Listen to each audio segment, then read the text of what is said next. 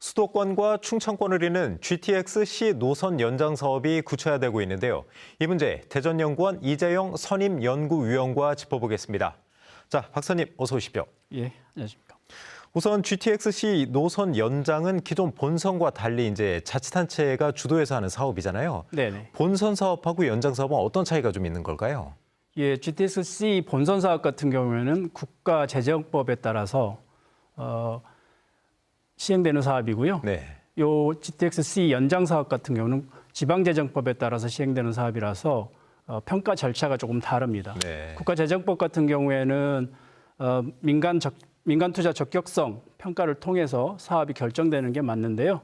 이 지방재정법에 따라서 시행되는 사업인 경우에는 리맥에서 투자 평가를 받고 그 투자 평가를 기반으로 해서 중앙투자심사를 통해서 최종적으로 확정되는 그런 구조입니다. 네.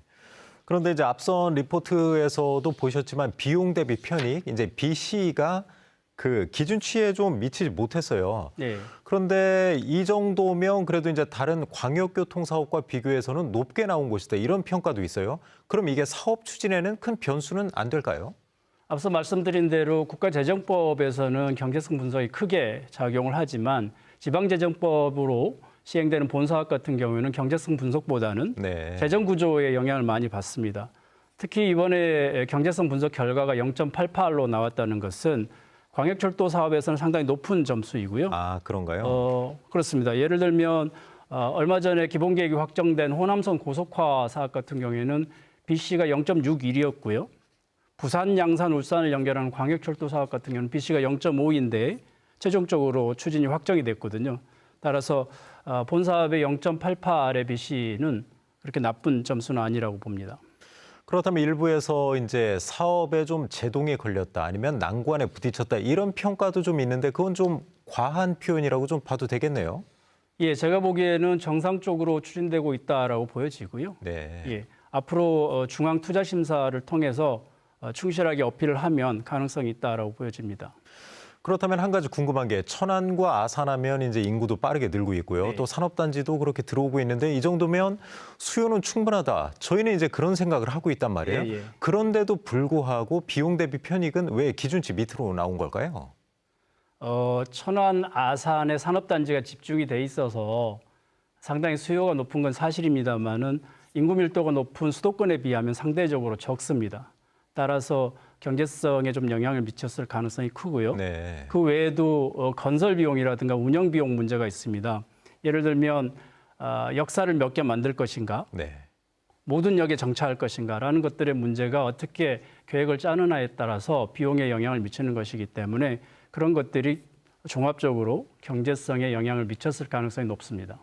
그럼 지금 말씀하신 대로 이제 역사 신설 대신 기존 역을 좀 활용할 수도 있고요. 네. 또 열차 운행 횟수를 뭐 출퇴근 시간은 좀 늘리고 네. 낮 시간이나 이제 취약 시간대는 좀 줄이고 이런 방법도 좀 대안이 될 수 있을 것 같은데 그게 과연 효과가 좀 있을까요? 지금 BC가 0.88이기 때문에 물론 경제성은 저는 어느 정도 충족을 하고 있다라고 보여지는데요. 네. 그럼에도 불구하고 조금 더 경제성을 높이는 방법으로서 역사를 꼭 필요하지 않은 역은 조금 줄인다거나 혹은 지금 천안에서 아산까지 연장되기로 돼 있는데 일부 구간을 단계적으로 건설한다거나 네. 혹은 역사를 건설을 하되 스탑 앤 스킵 방식 예컨대 정차역을 좀 띄고 그렇죠. 운행하는 방식을 통해서 운영비를 절감할 수 있는 여러 가지 방식이 있습니다. 가장 현실적으로 이제 민원을 줄이면서 할 수 있는 방법은 운영비를 줄이는 방법이 아닐까 이렇게 생각을 합니다. 그러면 이제 사업을 본격적으로 하려면 행안부에 이제 그 중앙투자 심사를 받아야 하지 않습니까? 네네. 그런데 이제 자치단체에서 비용을 대는 거잖아요. 네네. 그래서 이제 지방채 한도에도 좀 영향을 줄 것 같고 여러 가지 이제 난관이 있을 것 같은데 사업이 최종적으로 좀 진행되는데 문제는 없다고 보십니까? 저는 기본적인 조건은 충족이 됐다라고 보여집니다. 네. BC가 0.88이기 때문에 어느 정도 조건에 부합하다라고 보여지고요. 다만 이 사업은 철도건설법 22조에 따라서 시행되는 사업인데요. 그게 뭐냐면 지자체가 원인자 부담으로 해서 전액 재원을 분담하는 구조이기 그렇죠. 때문에 그 분담하는 재원이 고스란히 지자체의 채무로 잡힙니다. 네. 그래서 지방 재정에 지방 재정의 건전성에 영향을 미칠 수 있기 때문에 그런 부분을 투자 심사에서 굉장히 면밀하게 볼 가능성이 큽니다. 네. 따라서 이런 경우에는 제가 봤을 때는 지역의 균형 발전이라든가 혹은 연장된 이후에 지역에서 그것을 지역의 발전 사업과 어떻게 연계시킬 것인가라는 그런 방안들을 적절하게 어필한다 그러면 네. 충분히 가능성이 있다라고 보여집니다. 그러면 뭐 여러 자치단체가 이제 노선 연장을 좀 희망하고 있고 이제 천안시, 아산시 같은 경우도 재원 부담에 좀 적극적인 것 같더라고요. 예. 그럼 그런 의지가 있고 이제 행정적 절차만 통과하면 사업은 분명히 성사될 거다 이렇게 좀 전망을 하시는 거죠.